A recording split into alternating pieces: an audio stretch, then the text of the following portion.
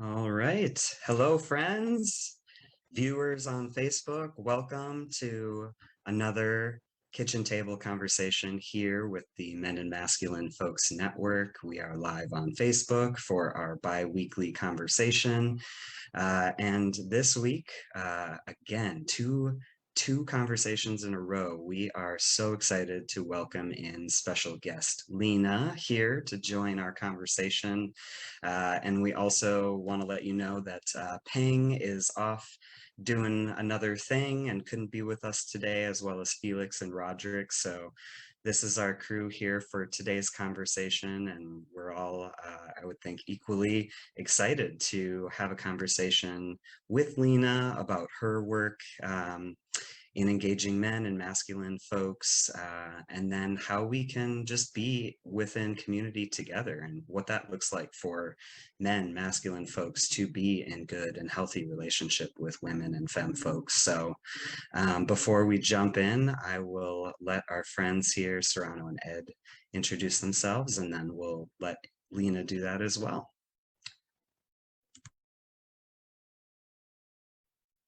Hello, my name is Serrano Robinson. I use he, him, his pronouns, and I'm calling out of Duluth, or zooming out of Duluth. Thank you. Zoom. Thanks, Serrano. My name is Ed Heisler. I use he, him, and his pronouns. And I'm also here in Duluth, where it is definitely turning to fall. And I'm so happy to be here with Lina, and also just to be back. It's been a break since I've been on these kitchen tables, and I missed this particular table and these conversations and all you people. So it's so nice to be back. You want me to go ahead, Sean? And I'm Lina Juarbe, Botella, and I'm wearing many hats in this moment. I can tell you, I'm full of love for the folks who are here today. One of the hats I wear is I'm the director of community engagement at A Cult to Men. Been with A Cult to Men for about 13, 14 years now, which seems like amazing, and it's been a huge gift.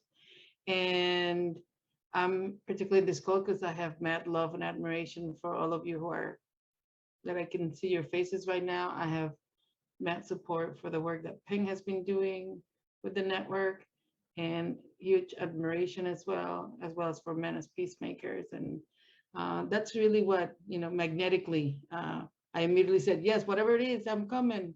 Would love to be with you all.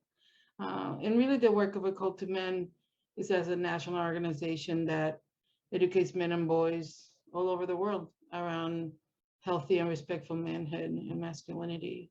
And that's really what brings me to the call as well. I told you there's going to be some barking. You just got evicted. Go ahead, Sean. I was going to say, we could introduce our two other guest stars, but it seems they will be leaving us. Darn it. One down. That was perfect. Well, yeah, and again, my name is Sean Hayes. I forgot to say that, he, him, and his, and I'm also in Duluth, and we'll be facilitating our conversation here today with Lina and the guys, and just, I know when we first logged on, it was just like gigantic smiles, and just, it's so nice to reconnect with you. And I know for, the purposes of our conversation here today, really, wanting to learn more about you and hear, kind of the story about how you got involved, way back 14 years ago, or even maybe it was before then that you got involved doing this kind of work to, educate men and boys, masculine folks, and ultimately with the goal of ending gender-based violence. So I would love to hear how you got involved in doing this. I don't even know the story, so I'm excited to hear what you have to share. Woo.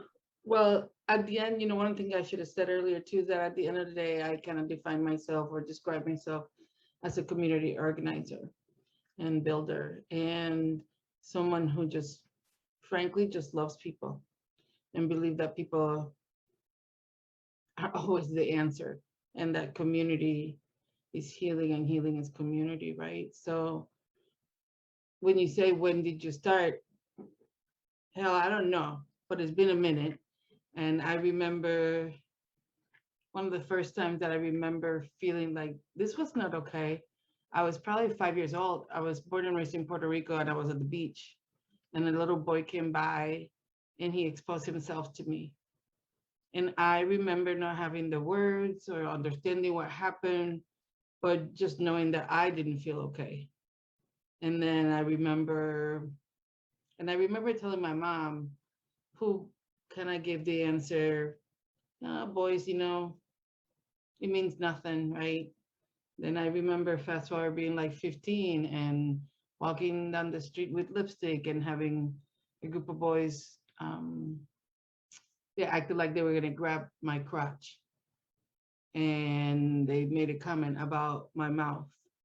And fast forward, I didn't have a lot of context to understand what that was all about. I just remember that it meant that I didn't wear lipstick again until I was like 22 because I didn't want that type of attention. And fast forward, in college was an abusive relationship, right? Which most of the time I say is kind of where my interest into the work was, because you know how the world, tries to heal you when you're open. And I was like, oh, let me do volunteer work with this organization in Los Angeles. And then, 2 panic attacks later, after I was hearing other people talk about violence, I was like, oh my God, that happened to me. So that's kind of like, the older I get, the more I realize there was times that I was exposed to things that shaped me, but I was not as aware. But as an organizer, and all the organizing I learned from my dad and my grandmother, right? That they were like the basic things of like, you never forget where you came from. You always come full circle. I mean, so those basic things really kind of bring me to this moment and why I do engagement with male identified folks. Like I see it as so connected to what we call at a cultivate collective liberation, right? Like I don't want my freedom without you having yours, Sean, or you having yours, Serrano, right? And so I just think that that thinking of community organizing was really crucial to that process. And it's what we do at a cultivate. How do we seek collective liberation while also never lose hope and healing for male identified folks, right?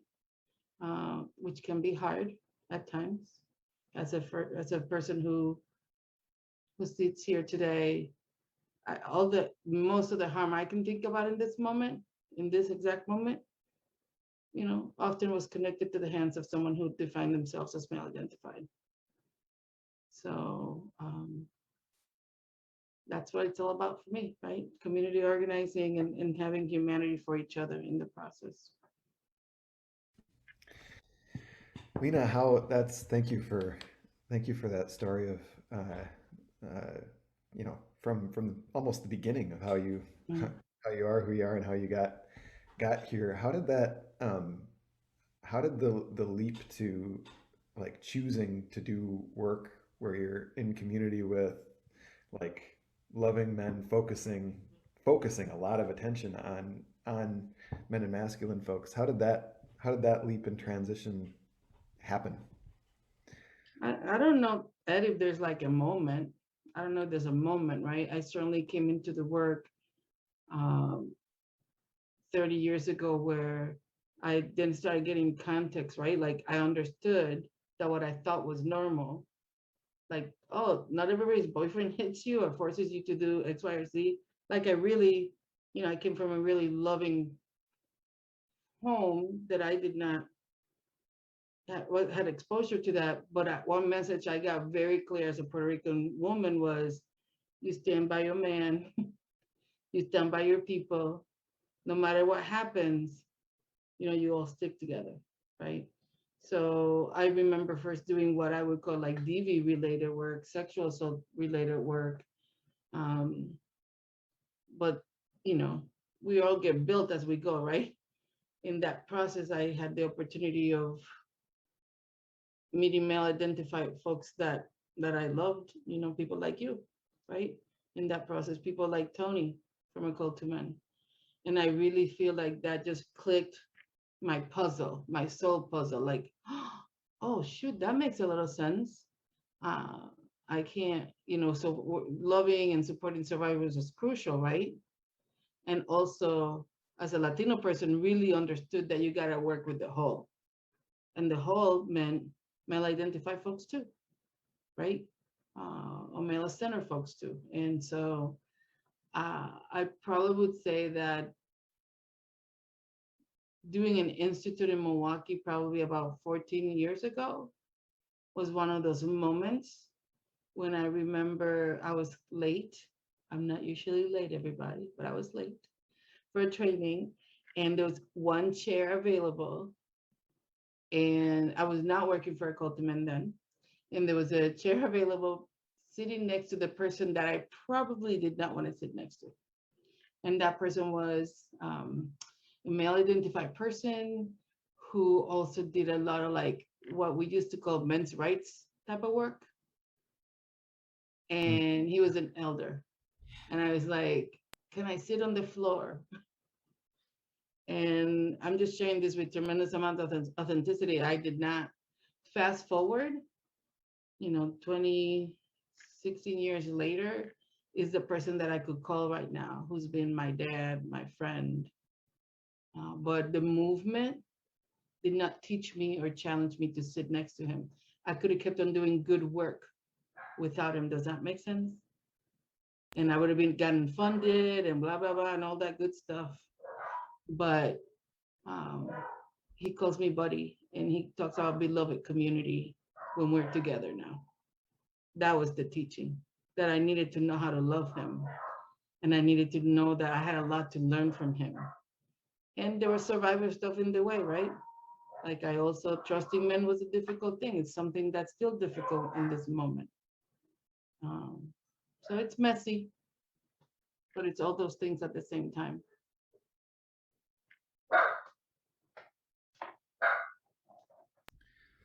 Thank you for that. Yeah, I was just thinking, one of the things that I remember when I got into this work, I grew up in a small town, and I didn't really have a whole lot of sense of, like, I just was not aware or connected into the reality of like what you experienced as a girl, and what girls and femme folks in my small town were experiencing. Like it wasn't on my radar. And when it did get on my radar in a big way, I remember how horrifying it sort of was to think about the fact that was going on, and that I was unaware of it. And then the more I sort of started to learn about it and think about it, the more I started to realize not only was I unaware of it, but I was also connected to it. Like I was remaining silent and sometimes participating in the things that related to harm, even if they weren't overtly violent.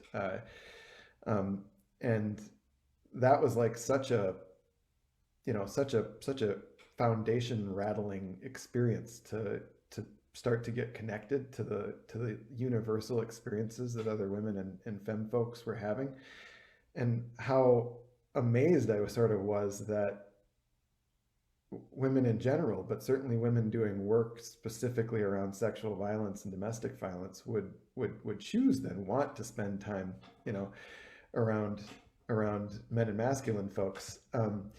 And one of the things that I learned so specifically from you, because you were there very early on when I started doing work that was related to domestic and sexual violence, was, I was thinking about myself in these ways, like, the violence there's so much violence, and the way that men contribute to it is so specific, and the way that I've been connected to it is so problematic. And I remember, being at a conference and you coming up and having a conversation with me and offering to start doing phone calls, and us starting to have these talks, and we would talk about the reality of what was happening to women and femme folks, what the violence looked like. We would talk about these things, but we would also laugh and talk about our lives, and like tell jokes and give each other crap and do that kind of stuff. And it took me years. For people who don't know, Lina is one of my my first and longest mentors, along with, you know, Tony from A Call to Men, was doing a similar thing in a different way. Um, and uh, but it took me years to understand that part of what was going on is that, you know, understanding that there's harm and understanding our connection to it is one part of the equation. But the way that we actually are with one another, like, you know, you're describing the way that you chose to step into relationship with men, but the way that we actually find joy and hope and figure out ways to do things together and make the most of the time that we have and look forward to the conferences where we're going to be at the same place and play games and have fun, that like this part of that part of the thing, how we actually become family and responsible to one another, see that as precious, um, is uh, is a huge part of the equation to how the violence stops, and is also a part of the equation to healing the stuff in me that allows the violence to continue. So that's something I thank you for, and just a um, you know, a particular experience from my perspective too. When you say that, well, first of all, I'm just, you know, we're together for a reason on this call, and you and I have been in a relationship for almost 16 years, because we were supposed to be. And I remember saying, I even remember one of our initial conversations saying, it's cool, let's just be in love with each other, let's invest in each other, even if we don't know where we're going. Because while I hear you saying that it was really meaningful to you, and you were healing lots of things for me. That's the end of the sentence. You were healing a lot of things for me, because I didn't have men in my life that earned trust, you know, because I was cautious not to give it to you. But it's been cool, because that healing is like triplified. If that, I just made up a word. That healing has so much ripple, right? I think one of the things I was mentioning to Sean earlier before we got on was that I was reflecting on the fact that I'm sad that Peng's not here, because some of that healing that I needed, right, was really also connected to the fact that, like I mentioned, right, so a lot of the harm in my life has been connected to the hands of male-identified folks. And Peng and I were at a conference. We were actually doing some training for a call to men in New Mexico with Tewa and Corinne, the Tewa woman. And I remember that I went to say goodnight to him, and we were in the same little, kind of like a little house, they call them casitas, you know, we're in the little house, and there's 2 bedrooms with 2 doors, and I said goodnight. And I remember having this moment where I kind of frozen, and I was like, I will go back to Peng, and I said, Peng, this is the first time that I'm not afraid. Mind you, I'm like 37, 40 at the time or something. And that's like huge. And you all have been a part of that for me too, right? Because we've intersected in so many ways. Because the truth of the matter is that, you know, again, a lot of the harm came at the hands of men and male-identified folks. Fast forward, part of what made me stay in love with male-identified folks is just this really belief of community organizing that, you know, that I mentioned before, that like I'm in it for the long haul. And at Call to Men, we say, you know, we're in it. We will undeniably have hope and healing for male-identified folks. And that gets hard sometimes. I get stuck with someone. There's certain specific things that gets hard. But in my heart, that's what vibrates for real. Is really the belief that hope and healing is possible for all of us. So I don't know where that went, but that's all connected to what we were saying. Yeah, that's beautiful. I know it was making me sort of think about how like the big moments in I think in my own life, like the big learning and growth moments where I've sort of you know, like think about a privilege bubble being popped, or like, you know, kind of waking up from the matrix, or, you know, whatever metaphor. But, you know, like that, I would say all of those moments for me have been because of women who have been invested in me and invested in my healing, and you know, those women who believed that I could be more, that I could actually you know, step more deeply into community in a way that is safe, that makes other folks, especially women and femme folks around me, feel safe and know that they're safe around me. And I was remembering too, like right around the time that I had started working at Men as Peacemakers, I had dabbled in nonprofit work right before that, but that was kind of around the same time that I got involved with community organizing as well. And when I started at Men as Peacemakers, I remember there were, you know, multiple people, most of them women and femme identified folks, who came forward to me to say, hey, thank you for doing this work, and I'm a survivor. And just like knowing that there are men who are really invested in healing, in being a part of community healing, I think that's huge for these folks who have experienced violence. And I know for me, it was like it really took me back that so many people that I knew and loved and cared about had experienced this kind of violence, and yet never actually felt like they could come to me or to any of the other guys in their lives to talk about that. So it's, you know, I guess I'm feeling an extra level of gratefulness for you, Lina, and for Amy, my wife, and Natalie Crowley, some of these women who just powerfully, you know, have changed the course of my life and who I am as a person. And it's, you know, and I also am holding that, like, those, many of those survivors also wouldn't necessarily want to step forward and work with men and masculine folks in this area. So I think it's like there's this special balance of you know, like it's not work for everyone, right? And yet, like, I think of you, Lina, and I think of Yvette and Sarah, and so many women in the movement who continue to really invest in us as masculine people.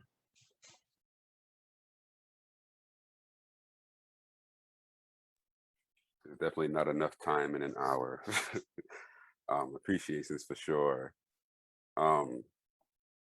First off, I'm definitely glad that you were able to experience that that level of like safety, security, and like love all at one time. And I have like a bunch of questions, but I will settle for this first one first. Is you've talked about, and I've most importantly, I've actually experienced like the way of which you are, is you bring like tons of love and fun, but you also bring like the sense of like responsibility. I call it like sternness, you know, like that. I won't let you fall. I won't let you like, yeah, I won't let you like bullshit yourself. And I've loved that. Like I have deep respect for people who are like that. Because yeah, we could just allow each other to do things to ourselves, and just say we have no connection to that at all. So, could you speak, if I could like bring out a question out of this, could you speak to like maybe your, not where did it come from, but kind of how you thought that being that way is relevant, or the importance of having the love mixed with the responsibility, or love and sternness? Could you speak like more to that? Damn, that's a good question, Serrano. And again, I don't think that any of us have this like one moment that shapes that one thing. I feel like I've been really lucky to be loved. And I think it's a huge privilege to, like, I could, you know, I could drool telling you how many times I have felt loved. It's also true that I could get on my knees and tell you the many times that I have felt broken, right? All those things are true at the same time. But I felt loved by particular people in my life that really mattered, that by the actions they showed, like you just never leave your people behind. So I think about, again, my grandmother was born and raised in Vieques, which is an island by Puerto Rico that's real tiny. You might have heard her because particularly after the hurricane, I guess this is a political moment, I'll say that Vieques continues to not have a hospital since the hurricane. So if anybody would like to do something about that. You're the right person to do something about it. So she's from Vieques, and she would, she went to third grade at the same time as her son, which is with my dad. That type of stuff. They graduated from high school at the same time. I'm made of that, right?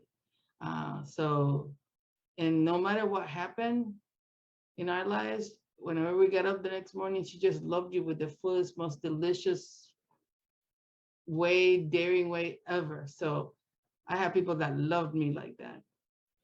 And at the same time, I think of my dad, who, when I was doing things that I wasn't supposed to do, hard to do in Puerto Rico, my dad was really well known in the community. So it kind of sucked to sneak and drink or do stuff, But he talked to me. He wouldn't let me off the hook when I wasn't doing what I wasn't supposed to do or what he was hoping for. And he would say, hey, this is all I experienced. And my toy was a box of matches. And I stole chickens to be able to eat. What are you all about? So like that, you call it sternness. I've never thought about it that way, Serrano, but that sternness, right? Like, he knew I was meant for extraordinary things because he did extraordinary things so that I could be. And I'm really not cool with people acting like they don't know. So I'll say that one area of growth for me, Serrano, is working with particularly white men. Because I'm 51 as of a month ago, and I probably have 3 white men in my life that I can trust to invest in them. And I mean that with a great amount of respect for all of you, because it's hard to trust them because they don't see, they can't change classes sometimes. You know what I mean? So when there's people like Ed in my life who have stuck through it, who heard the sternest thing I could say, like, well, that's bullshit, right? Who came back to the next call after that. I just think that that's where freedom is possible. And I know I got the pleasure of working with all of you, right? In some of the support that I've done with your organization. I feel like I would do a disservice if I didn't show up like that for everybody, because my grandmother would be like, what the heck are you doing? Well, not all truth has to be spoken at all the time. I don't think that it serves a purpose. I'll say that. But I do know why you all came to Men as Peacemakers. You are all supposed to be there for a reason. So helping folks, supporting folks in the trajectory of knowing and recognizing that they knew, right? Or even more beautiful, having folks say, I didn't know, but now I know. And this is what this means for me. This is what I have to do about it. But love has to be served all the time. And accountability, and we say this at a call to men all the time, accountability is about love. Because if I really didn't care, then why would I be telling you what I care? What does this mean? Oh, you're blowing my mind. So you just, with lots of love, and it just made so much sense that it like blew everything that's in my mind. I just look at lucky that sometimes in really meaningful relationships, people love me with that type of abandonment.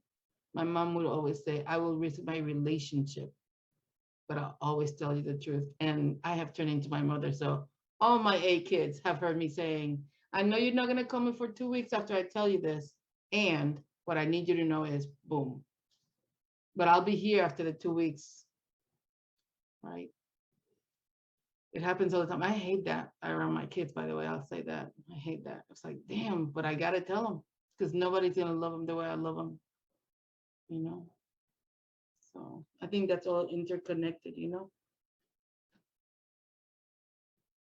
And by the way, who is a person in this call or who might be joining us through Facebook at one point who has never caused harm?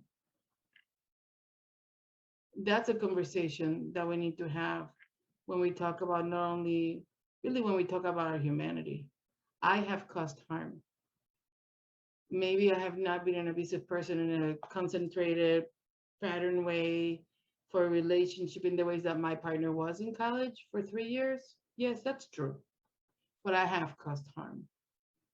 So I think that that piece is really important to the puzzle, that at one point when I've caused harm, I've been really lucky that either people continued to love me or showed me grace or let me go for a couple of years and brought me back up later, right? I think that that's connected to your question to Serrano, that I don't believe like I'm exempt of causing harm. And I think our movement really either says you're either a perpetrator or not. And the truth is like, even when I've caused harm, I've also been a healer at the same time. It is messy. It is messy that I can be a healer and also be someone who hurt somebody. And so I'm super committed to that, Serrano, to be with that messiness, because that's where the beauty of our communities are, you know? And it's not always easy.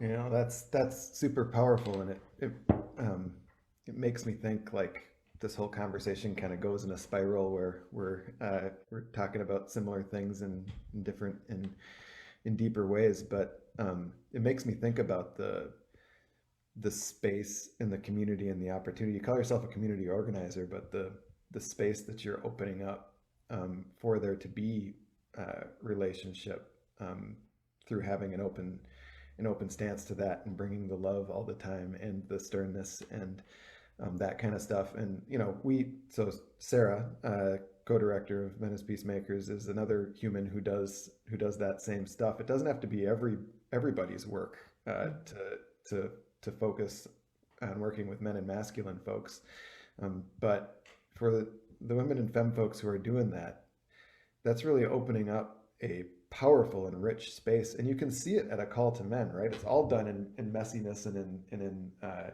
in like this beautiful mess, really. But one of the things that I think, you know, for people who haven't checked out A Call to Men, you should check out the website and the Facebook page and all that kind of stuff.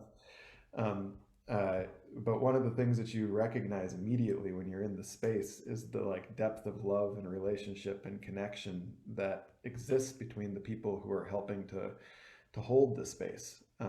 And when we create that, it allows for a certain energy to exist that like other people want to be a part of, and they want to be in that way. And that's really what we're trying to do, particularly when we're talking about like prevention type work, right? And it also creates a space where you can see what it is when people have a deep enough relationship where they can talk about the hard stuff. And there can be sadness, and there can be anger sometimes, and there can be things like that. But the, you know, the laughter and the joy and the caring about the details of one another's lives is also happening at the same time, and that's powerful. And it makes me think about like, I remember when I was you know, for a long time in this movement, I would come to things where it would be, you know, domestic violence conferences, sexual assault conferences that were for women of color and indigenous women, you know, these places, and you'd sort of show up and be excited to be there and excited to learn. And I'd be thinking, okay, now like I need to sort of be ready. I got to show up proper and be there and like bring the right stuff. And then to some degree, like I always really wanted to connect and be around people, but there was also this huge part of me that always wanted to go back to the hotel room and like sort of like regroup and make sure I didn't mess anything up, you know, going forward. And I think about how I hear men and masculine folks who are coming into this movement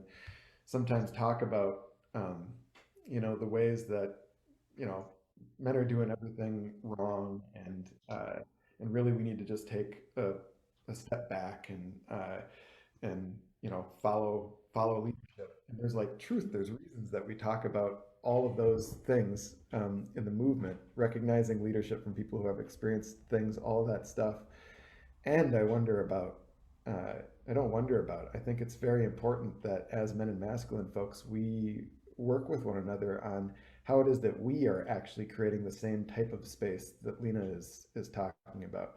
how it is that we're bringing love and connection and care to the people around us, like on the regular, how it is that when somebody shows a level of trust with us that is amazing, that door is being opened, how it is that we meet that with love and with joy and with an ability, a willingness to actually bring our whole selves, imperfections and all, into the equation, so that there's the opportunity for relationship to grow, and for the depth of what is being experienced for ourselves and with others to be deeper. And I think that's a place, like that's a type of leadership that we don't talk about survivors and women and femme folks providing enough in this movement. But it's like one of the things that makes it actually tick at a community and like an energetic level.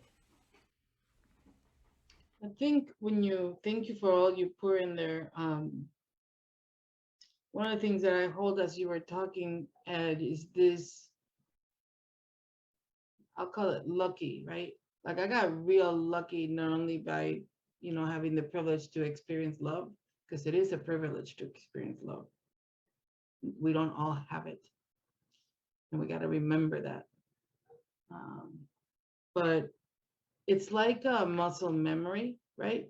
So since I got a lot of love, I'm able to give it, right? And it is a gift to give it, right? I also think that male-identified folks, masculine folks, this is a general comment, all right? It's not like 100% of the time.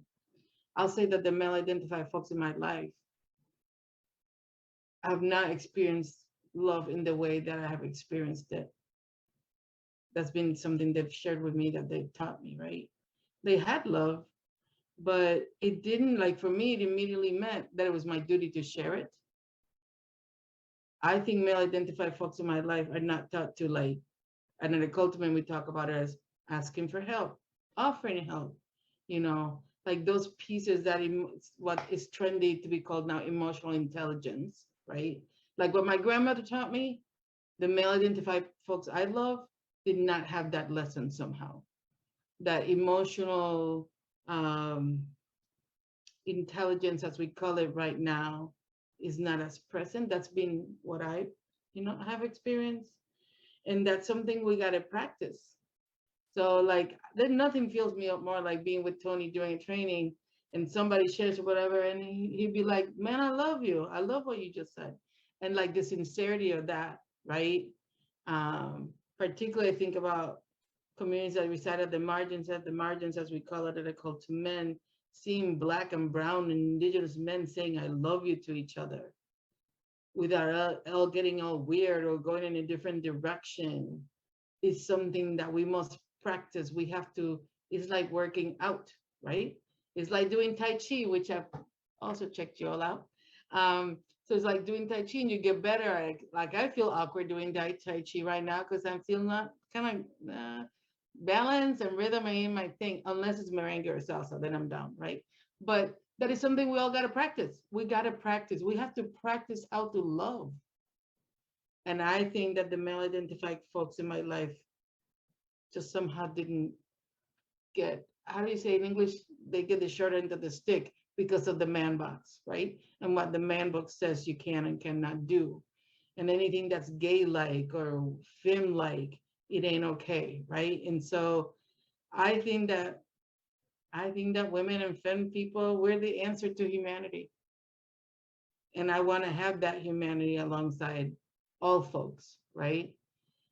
The other thing that's in the man books that's a huge threat to this, what people call emotional intelligence, which I just mean humility and vulnerability, right? Is really what we're saying, is this performative nature of masculinity and manhood, right? Like, I love hearing the male identified staff at a Cult of Men talk about that in storytelling, whether their son was playing football and they were hurt and they're 10 years old and they're like sucking it up and then crying the minute they get in the car.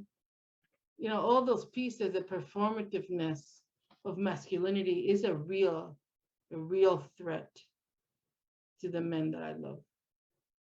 And so I think that's another piece we got to be talking about. What it would look like to say, I don't know, or go from saying I'm angry to that really hurt me, right? Or I don't know what to do about that. Like that shit falls out of my mouth. I'm like, I don't know what to do about that. But we'll find the answer together. Let's figure it out, right? Like there's nothing that can come my way as a feminine identified person that I think, even with grief or anger and all that stuff, that I really, really believe I cannot not figure out. I really believe that. And I live every day believing that. I might not be the one with the answer, but I'm the first one that will say, Sean, I have no idea how to do that. How do we do that? Because there's nothing, like, I don't feel stronger by faking it. While it's also a tension that early on in the movement, I had tension because I was surrounded by white people to perform and act like I knew what I didn't know. Yeah, there's all those pockets of complexity at the same time. Yeah, that performance piece, gosh, makes me, brings me back to like the beginning of my transition where, that was so important for me, was to be seen and read and like recognized as being the man that I am. And I remember I played hard into some of those man box kind of characteristics, I remember there was like a phase where it was like I didn't want to smile in pictures, or like just little things like that that seem so silly now when I think back about it. Um, but I spent probably like the first couple years of my life and my transition trying really hard to fit into that man box. And it's only been, I would say, in the last maybe 3 to 5 years where I've actually been trying to undo that work that I did. And just like the idea that we can actually define masculinity for ourselves, like there is no one definition, right? There's no one way that everyone who sees me is then going to know that, oh, he's a man, because he did X, Y, and Z or whatever it is. And so I love this concept of how we can actually like expand on those, like what does it mean to be a man? What does it mean to be masculine? While also like realizing and recognizing that like there's nothing wrong with femininity and having feminine attributes or like things like that that are defined in that way. Like I think when I think about like rejecting some of those feminine things because it makes me feel less masculine, it's like, what? I don't reject that in the women and the femme folks that I know. Like I expect and like appreciate those things in them. And yet why wouldn't I want to have that same love and understanding and patience and some of those other things that get labeled? Like that's the woman's role, to do that emotional labor, right? And also just briefly, it made me think back to, it was like the beginning of this year. So 21, that I think it was like the first time I ever told one of my best buddies, Orion, that I loved him. We were having a phone call and I remember we were sort of wrapping up. And it just sort of came to me in my mind. I was thinking, I love this guy, man. I love this guy. I love talking to him. Like he fills my soul up. He's just a good guy. And I remember like immediately thinking, don't say that. And then for whatever reason, I sort of like got rid of that. And I was like, I love you, man. I'm looking forward to talking to you again. And he sort of paused awkwardly and he was like, I love you too, and it was like this kind of, you could tell we both felt kind of uncomfortable and a little awkward and, maybe afraid of what that other person was going to say or how he was going to respond. But, it's like now every time I see him and many of my, men and masculine friends, it's like, I love you. I want them to know that, instead of thinking that saying something like that would make me appear gay or whatever it is. It's like, no, I've got love for these folks and I want to be able to share that. So yeah, we get in there showing that was like bam, beautiful. Like I love that, Sean. What would it look like, right, if we were not worried about performing, right? What would it look like? I think also about the fact that, like, I would say that, I'm friends with you all. At one point or another, I have no doubt I have said it to you, I love you. But there are moments that I'm like, damn, the system just tells me in my head, just like you, Sean, that that's not appropriate for me to say, that it could be seen as something else. And I'm saying, screw that. Let's reclaim how we want to be with each other. Um, you made me think about um, my son is changing jobs right now, and so he's looking for a job. And my son is just turned 18, and he's been out as queer since he was like out in the world, not just to us, but like since he was like 9, and came out like with a force and beauty that is one of the most beautiful things I've ever witnessed. The fact that he's had freedom that I think maybe he wouldn't have had it not been for lots of things that we did organically and intentionally. But today, this talk about beautiful complexity. I was worried because he calls me right before jumping on this, and he's like, "Hey, do you want to go get your nails done?" And I'm like, "Wait, I don't know when I have time, blah, blah." I'm not a nail doing thing, but I'm doing them because my daughter is working at a place, blah, blah, long story. And I'm like, it was not even anymore like, wow, you're going to get your nails done. I'm so glad you're being your authentic self. It all became about the time frame. And when I hung up, I was like, that is damn delicious. That we were just at a place that we were just talking about when it's possible. And then he has an interview at a beauty place on Friday. And we talked about this yesterday. And I say to him, are you going to put makeup on? Because that place, all genders wear makeup and highlight this stuff, whatever. And he looked at me like, what is wrong with you? I don't do makeup. I don't like makeup. And I was like, yeah, I kind of know that, but I thought maybe for the interview, he's like, I am not compromising who I am. Like, no, I would look awkward, but I definitely can give him advice about the makeup because I do a lot of research.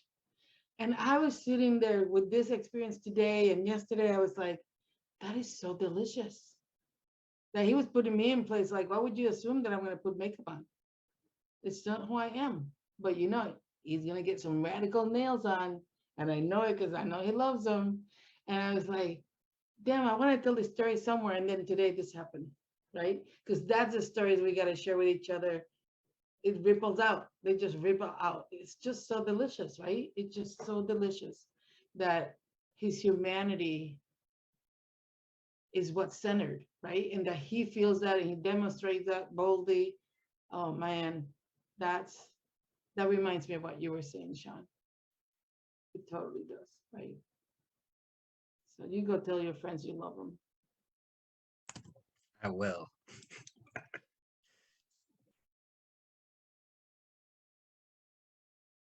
You just kind of Serrano, you explained. had like 27 questions. What's the other questions, I man? did. I got you.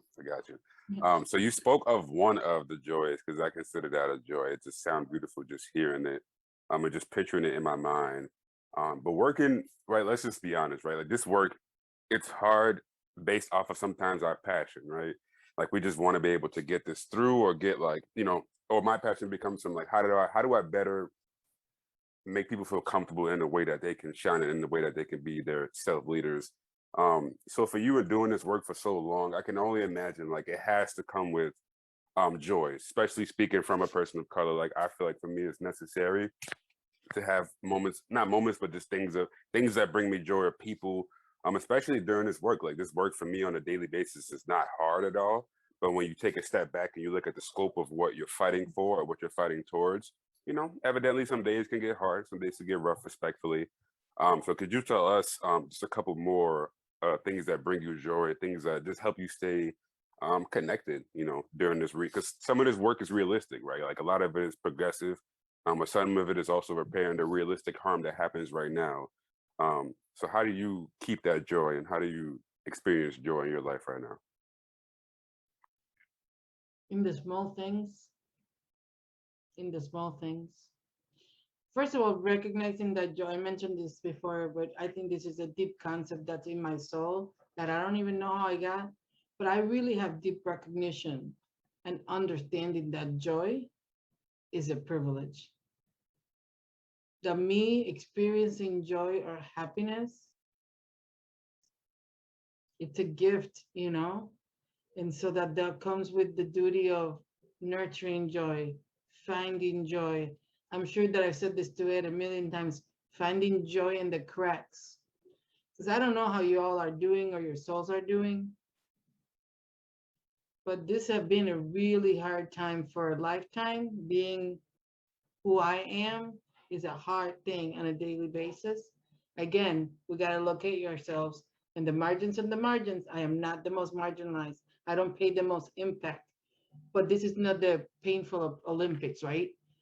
I experience pains on a regular basis, be it in my intimate relationship, because patriarchy sucks and robs us of what Peng taught me around negotiation. He always said to me, relationships about negotiation, time, commitment, and coming back with more time, more love, and more commitment. All that stuff gets so threatened by patriarchy and misogyny and racism. So that's all connected to that. Uh, but if I've had the privilege to experience joy, I have to nurture joy. So whether it was that this weekend I went and sat by the lake for an hour, or that yesterday I was in the car with my mom who's 88 and who I'm listening to dementia and Alzheimer, and in any given moment, I just have to remember the blessing and deliciousness. And she's like, "Oh my God, look at la luna, the moon." I'm sorry, Spanish came out. So the moon is so beautiful today. And I remember driving in the car with her, like, be present in this moment with every atom, with every cell. Be present in this moment, because the pain of living in a world that doesn't love you, want you, makes it really seducing for me to succumb to it. Does that make sense? Like joy, giving joy, nurturing joy is a fucking radical act. It certainly is. And I think that, yeah, what you're saying and how it applies to women and femme folks and folks on the margins, generally speaking, is powerful. It's a radical and powerful act. And it does make me think, like, a lesson that I've learned from you and others is that it's a radical act for folks who are kind of least on the margins, too. Uh, Particularly in the ways where uh, we live in communities and in societies where, like, white folks, cisgendered men, people, based on your identity, an identity like mine, like, you can have access to resources, policy, power, things like that in way disproportionate ways, systematically disproportionate ways, that can create, comfort, healthcare, pleasures of a variety of sorts, right? But it also comes with the part where you're supposed to be a part of a relationship in society and in community that is at the expense and on the backs of other people, and that sees us for what we produce and how we create wealth and how we do these things. Um, and I remember probably for years in our conversations, Lena, we'd talk, and I bet you that when you asked me how I was, like, you probably have a better impression of it than I would. But my way of being about it would be like, oh, well, it's going okay, but everything is just so messed up, and there's so much, like, pain and suffering, and we just can't get anything right, and I'm not even sure if like I'm making a little bit of fun of it, right? But, like, this idea that just, like, that everything had gone to heck, right? And um, and an actual sort of internal feeling of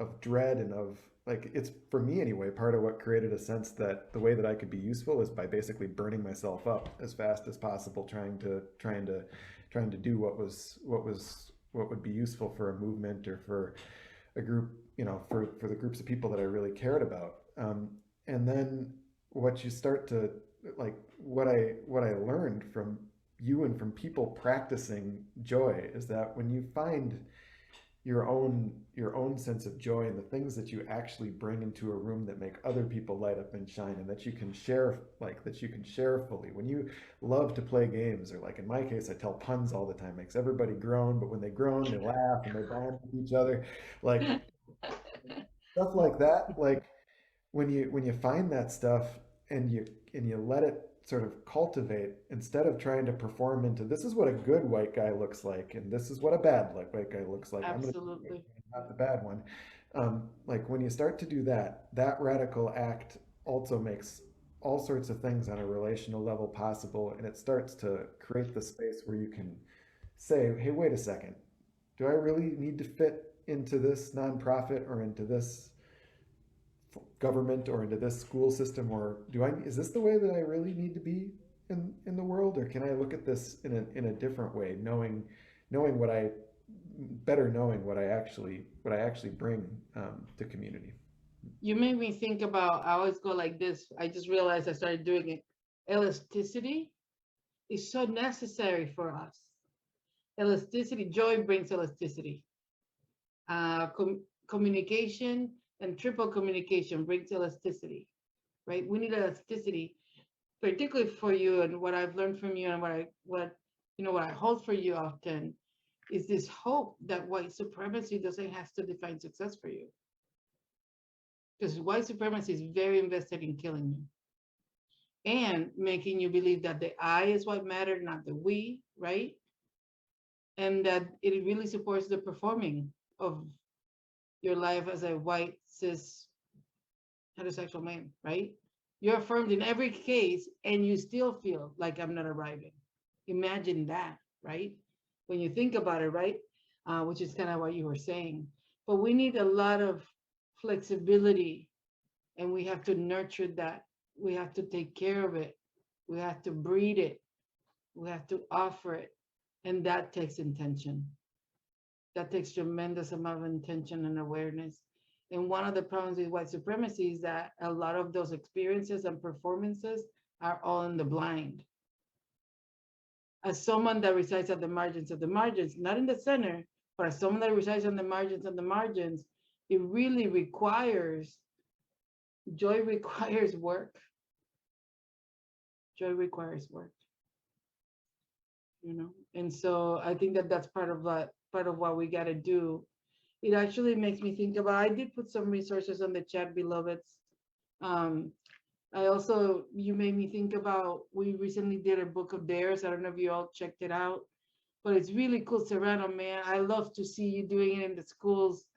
It's like 100 dares for young boys. Like Sean just taught us, right? Saying, I love you to a friend. Try it out, right? Or be friends with someone who identifies as a girl and just be interested in what they're doing, right?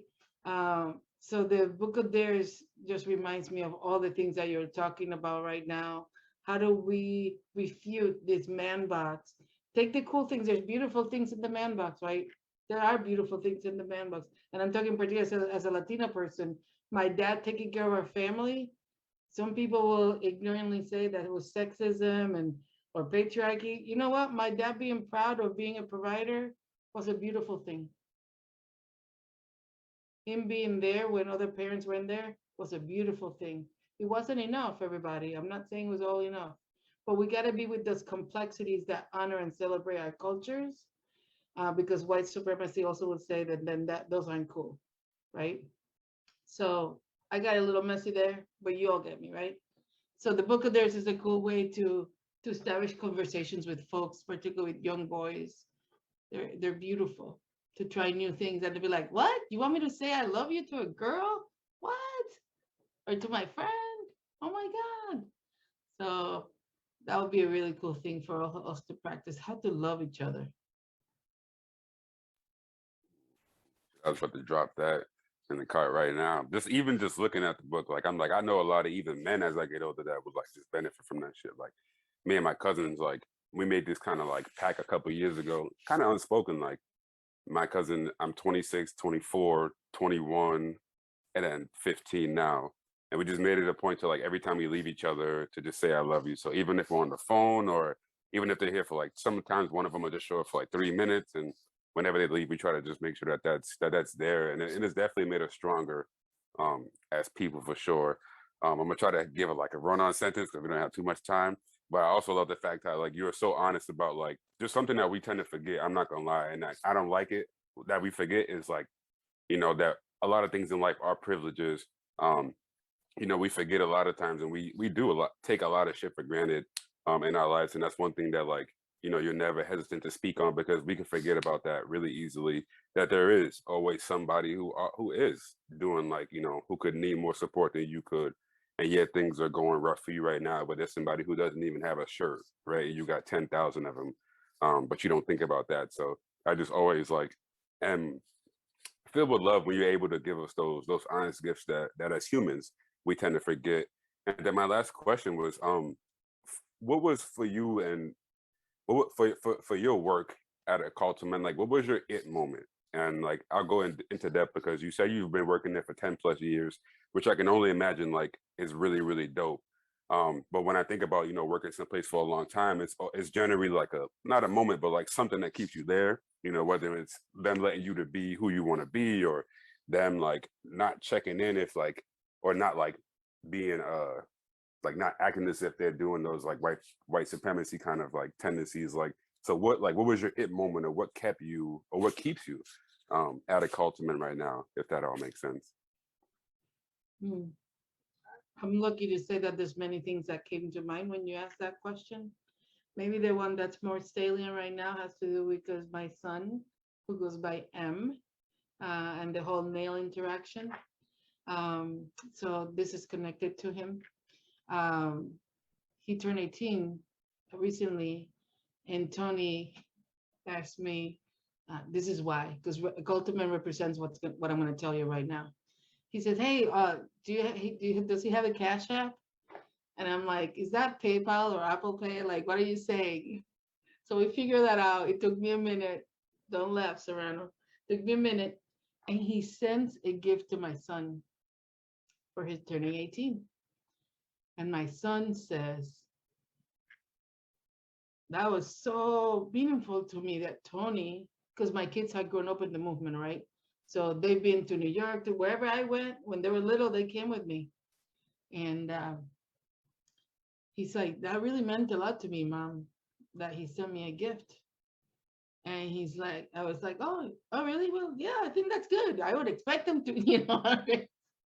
And then he says, you're not getting what I'm saying. Tony is the epitome for me as a gay young man. He's epitome of, like, being big, heterosexual, has command of the world. It's admired. I'm, misquoting him, but he said to me, he has seen me since I was 8 years old. He's always seen me. That is what a cult man represents for me. It's literally, again, our humanity. And I called Tony sobbing later to tell him, hey, I need you to know what M said to me. And that while he received it with humbleness, he was touched too. Saying that's what I seek that. Because one of the things I learned from a call to men, particularly from Tony, is seeing people and showing up for people in a way that maybe I had good fertile ground because of my mom, my grandmother, and my dad, but it just got gelled in doing the complex work of loving all of us for collective liberation, you know? No. That's what I think about Serrano. That was a hard question, man. Serrano's always got those good ones. No, they're delicious. Delicious. And I love your use of that word, Lina, too. I think I'm gonna add that. And yeah, it brings like a depth, you know, to, you know, when we think about joy or, you know, self-care, like some of these things, it's like, let's actually go a little deeper and connect with each other and connect with community in a way that I believe that, you know, we actually are connected. And yet all these things, white supremacy, patriarchy, misogyny, all of these things have disconnected us, you know, from these ways of being. And so I love those questions, Serrano. And I know we're a little bit over time here, but I think it was well worth it. And I just want to give another big, gigantic, you can't see it, but big thanks to our dear friend Lina for joining this conversation and just sharing, about the work that you do and about the love and the accountability and all of that that goes into this messy work that is building community, messy and beautiful and joyful and frustrating and all of those things, right? So thank you for being here, and thanks to Ed and Serrano for joining us as well. And we're sending love to Peng and Felix and Roderick as they're away from us. And again, thank you to all of you who were able to join us and listen in on this kitchen table conversation, our 27th kitchen table conversation. That is wild to me. We have come full circle in a year. We have been doing these conversations. So I'm very grateful to all of you who tune in, who join us.